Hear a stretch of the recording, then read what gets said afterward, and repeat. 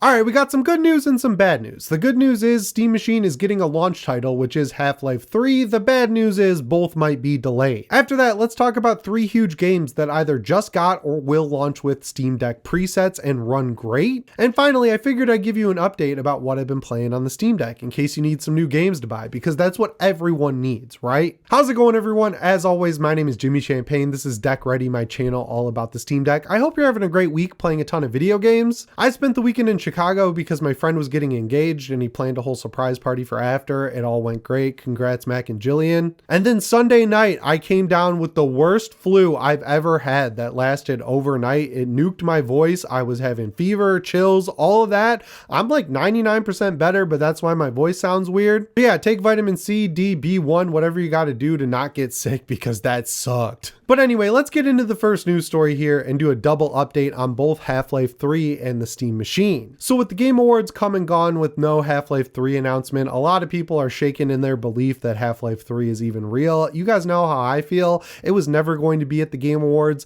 I know people think GTA 6 is like the biggest game ever, but like Half-Life 3, at least in my opinion, is like a monumentally bigger game. It's like the biggest game you could ever announce. People have been waiting so long for it, and just from a pure quality standpoint of like, you know, soulful gaming, I feel like Half-Life is the winner at the end of the day over pretty much everything else. I just don't think Valve would want to announce something like that at the Game Awards because A, it'll take away from all the other awards, and B, as we've seen with all their other announcements, they're big enough to just announce it themselves. They know how to do that stuff, so it just never really made sense to me. But regardless, after that, Mike Straw from Insider Gaming gave an update, and if you're not caught up, this is the person I trust the most because he was the one who never shared any dates he heard. He kind of caught on to the fact that Valve gave different dates to different employees to catch leakers, so he was able to get all the dates that were given out and sort of, you know, kind of cross-reference them all against the date he was given to try and figure out what was real. And on the Insider Gaming podcast, here's what he had to say. I'll roll the clip. Everything I have, everybody I've talked to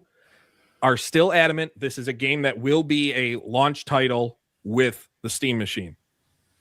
There is a concern, however, that they haven't made a decision on price, which is kind of holding back the idea or holding back the announcement of anything else. And the reason is because of PC RAM memory prices and storage prices right now. They are up 200, 300 to 500% of what they were in October. And it's only getting worse. Like, we're at the point now where you can buy a graphics card for cheaper than you can buy 64 gigs of memory, when memory used to be the cheapest part of your thing. The window, specifically, I was told, was spring 2026 for the Steam Machine, for the frame, for the controller, for Half-Life 3. There's no doubt in my mind Valve is still trying to make decisions because of what's going on the component side. So yeah, the good news is I think it's safe to have complete confidence in Half-Life 3 being real, which is awesome. I don't want to undersell that in any way. It is incredible that it's real. The other good news is that it's supposed to be a Steam Machine launch title. And if you go back, Gabe always said that he wanted to be more like Nintendo, where they could launch games and hardware simultaneously and have both sort of blow up and sort of capture people's minds and get them more into Steam and PC gaming. It looks like they're finally going to achieve that with the Steam Machine, which is awesome because that's something I've wanted ever since the Steam Deck came out. And we never really got a native Steam Deck killer app type game directly from Valve. And for some reason, every time I say that, there's some guy in the comments who pushes his glasses up and leans forward and types in, "What about Aperture Desk Job?" And it's like, dude, you just want to argue at that point because it's not a game. It's a tech demo for the Steam Deck that takes 30 minutes to get through. It's like the Lab VR, right? Like, not a full game. It's a creative suite that shows off some of the features of VR, and that's awesome. But like, there's a clear delineation line between something like Half-Life 3 and Aperture Desk Job. So to see Valve have something like that ready to go for the Steam Machine's launch, it just feels good. It feels perfect. It feels right. I'm excited about that. But then there's the bad news, which is that both might be delayed. And it's not because Half-Life 3 isn't ready yet, which I've seen a few people say. Allegedly, they did the winter playtest for the game and it passed with flying colors, which is good because Half-Life Alyx Alyx did a winter playtest right before it was supposed to be announced, and it did not pass. They had to rewrite a big chunk of the game based on player feedback, and it ended up being a better game. But to see it pass now basically means they're done with the game and they're just kind of like polishing it. So getting that extra little bit of time would be good. The reason for the delay is more the Steam Machine's fault, but it's not the Steam Machine's fault. It's because of this memory situation where RAM is impossible to get, and now SSDs are in trouble as well. Like Samsung just canceled production of consumer grade SSDs for 2026. You've still got Western Digital. You don't have Crucial anymore. Like the situation is getting really dire for being able to go to the store and reliably buy memory. And just because Valve is a company, it doesn't mean that they aren't sort of like victim to that as well. I'm sure they have a lot of SSDs and a lot of RAM already saved up, but they're probably worried about selling out of the Steam Machine at launch and then having a big window right after that where you literally can't buy one. And that would be bad, because when you launch a console or a PC or whatever you want to call it, you want to build momentum, right? Like you don't want to have a huge supply of them go out at launch and then have none for like 6 months to a year. Nintendo used to do that on purpose back in the day, and you could argue that it either hurt or helped them and have a good argument either way. But they want that scale to continue to keep going up, right? Like they want that momentum to build on top of itself, the snowball to get bigger and turn into a giant snowball. And if you don't have them available when good word of mouth happens, that's a good way to have it immediately exit a potential consumer's mind who isn't as tuned into it as us. And that's not that bad for them, because, you know, they don't really even need to sell the Steam Machine to have Steam do well, but it's not good for the overall trajectory of the Steam Machine. So if this doesn't resolve soon, I would be upset if they had to delay it, because we've been waiting so long for it and now it feels real because they announced it. They said it's coming out in spring of 2026, but now it looks like it could be thrown into jeopardy. But either way, I think if they have to delay it, I personally would be understanding of it. It would be a huge bummer, but like, it's out of their control, right? Like they can't just open up a RAM factory. They can't open up an SSD factory. And even if they could, it takes a little while to get that stuff off the ground. You got to source the materials for all that, and that just adds time. So I don't know how this is going to resolve, or if it will be resolved by that point, but hopefully, you know, Sony, Microsoft, Nintendo, now Valve,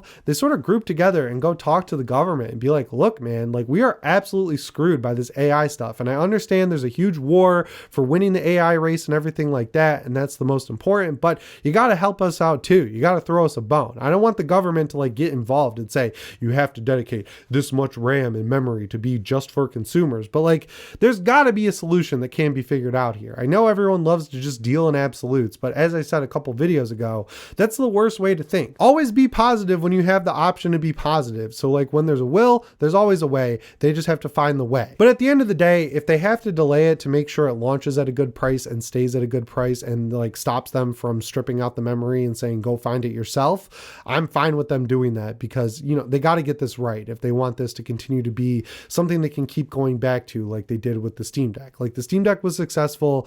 Everything about the Steam Machine so far leads me to believe it will be successful, but they got to nail the price. So I think it's smart to do what they have to do to nail that. And I think it's smart to continue to delay Half-Life 3 until they can launch them both together, because obviously if you have a device that's going to make the game look and run great right out of the box, that makes it a very tempting device for a lot of people who are kind of in the middle. But anyway, that brings me to the second news story here, which is about two games that just got huge deck updates that work great, and one game that I'm happy is going to run well at launch. We'll start with the biggest game first, Expedition 33. They promised a Steam Deck specific update at launch, and it's been a long time, like over 6 months, but they finally delivered with the bummer, because this game, it's not really an optimization pass, which is kind of a bummer because this game has all the classic Unreal Engine problems. They're just finely tuned just enough to not be super annoying if you're playing on a desktop PC or a PlayStation 5, but with how long it's been since the game came out and how little they've done in terms of optimization and patches and stuff like that, I just wish there was a little more effort put in than what we got. It does come with the deck preset, which is nice. That'll get you around 30 FPS pretty much throughout the entire game. When you're in interior locations, you can push it to 40 or 45, which I always see recommended in reviews. And like, I'm not going to be switching the slider between 30 and 45 depending on where I'm at. That's like a lot of extra work I don't want to do, so I'll leave it at 30 FPS. It also comes with the text size update that makes it bigger pretty much across the board, which is good for a handheld. So hopefully they're working towards a Switch 2 release where they actually have to go through and optimize the game, because the Switch 2 apparently is not as powerful as everyone made it out to be at launch, shockingly. And we have seen a lot of games come to it that then get deck specific updates that make it run better on the deck, because you have to get it to run well on the Switch 2. So hopefully that happens. But if you've been like on the fence, you really want to play this game, apparently it's at the state where, you know, you can finally comfortably enjoy it on the Steam Deck, which is good enough for me. I'm going to give it just a little bit more time to see if they optimize it anymore, just because I have so much else to play. But if you really wanted to play it, it seems like now is the right time to play it on the Steam Deck. So what really more could you ask for? The next game on the list that got a deck specific update is of course Witchfire. This game has one more update to go before it leaves early access, but now seems like the right time to jump into it because basically all the launch content is there. And the cool thing about this game is that it looks good and runs fantastic on basically any hardware you throw it at, and it just got a Steam Deck preset that's basically medium settings across the board. It'll stick to 40 for the vast majority of the playtime, but if you want the most consistent experience out of it, I would lock it to 30 because you'll never see it drop below 30. I bought this game a while ago, but I finally just downloaded it. I don't know why I waited so long to play it, because it ticks so many of my boxes. It's an extraction shooter, it's single player, it's themed like the old witch trial era of American history. It checks so many of my boxes. I've just had so much to play that it's always been pushed to the side, but you know, it was also early access, so like I didn't want to play it early, get through it and be bored of it when it was finished. But right now seems like that singularity point where everything's coming together and it feels safe to jump into it. So if you've been looking for a game you can sink hours and hours into, seems like a great candidate. And they are going to raise the price at launch, so if you want to get in at a little bit cheaper, now is definitely the time. And the third game is Pragmata, which just got a free demo which you can play right now on the Steam Deck, and it uses basically a mix of low, medium, and high settings that are finely tailored to the deck. This is a 30 FPS experience for sure. I know you can run it at 40 or 45, but just like it drops so much that I don't think it's worth it. The demo is like not really a demo. It takes 10 minutes to beat, but it shows off some of the stuff you can do in the game. I thought it was really fun, and just like a third-person shooter from Capcom and a new IP sounds really interesting to me. But based on how this demo runs, which is at a pretty much locked 30 FPS with a good graphics preset, I think this is going to be good to go at launch, unless it's one of those games that's like really finely tuned in the first two acts, and then you get to the third act and it just falls apart because it got the least development time. That really only seems to happen with early access games though, so fingers crossed this game works at launch. So yeah, that's 3 huge games you can play right now on the Steam Deck. Well, Pragmata, you can play the 10-minute demo, and then when the game comes out in April, you can play it on the Steam Deck. I'd imagine that it'll run even better at launch because Capcom thankfully seems to have learned that performance matters in games. Like, I don't know if you saw this, but during the Game Awards, they literally released a roadmap for fixing the game. They were like, we're going to do performance updates for the first half of 2026. So hopefully that game works well on the Steam Deck after the PC specific one in January, but we'll just have to wait and see. It's crazy that they didn't prioritize Steam Deck, considering both World and Rise have consistently been in the top 100 most played Steam Deck games since the deck came out. You'd think that would connect in their brains and they'd be like, well, we should optimize for the Steam Deck, but they just chose to not optimize for anything. So I'm glad they're going back and fixing it. I can't be mad at Capcom. They're just too good at making games to stay mad at. And like, to be fair to them, they're not really like well versed in open world stuff. So like the 2 open world games being the ones that run worst, I can let it slide now that they're going back to fix it. And yeah, that brings me to the third section, which is what I've been playing on the Steam Deck. I have wrapped up Half-Life. I did a review a couple videos ago and I absolutely loved it. Shocker. I've started Half-Life 2. Shocker again. It's still one of the best games ever and works flawlessly on the Steam Deck. You can connect it to a dock and run it at 4K 60 on this thing, and the fan doesn't even spin up, so that's excellent. And man, Diablo 4 finally got me to come back in. I've been waiting for either a Paladin or a Crusader. I don't care what the class is called. I wanted a Holy Knight where it's a guy in knight armor with a shield and a sword or a mace or some variety of weapon that will just demolish demons. They finally delivered. I bought the next expansion to get access to the Paladin.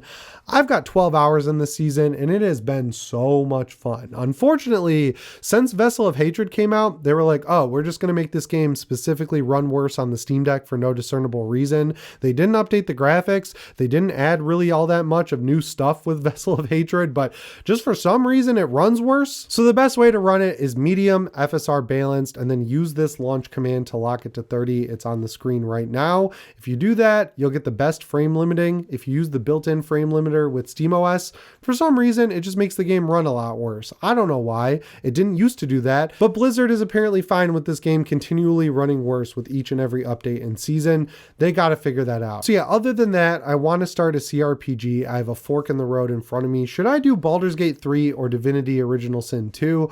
I wanted to do Baldur's Gate 3 because I've been watching Stranger Things and I want that D&D action, and it's newer and I've never finished it. But then they announced the new Divinity. You can run it at ultra settings on the Steam Deck and it runs great. So like I'm also leaning towards that. You guys let me know which one's worth playing on the Steam Deck specifically down in the comments below. Also let people know what you're playing because that's how people find new games. As you can probably tell, my voice is gone, so I'm going to get the hell out of here. As always, guys, my name is Jimmy Champagne. I'll see you in the next one. Thanks for watching and shape on.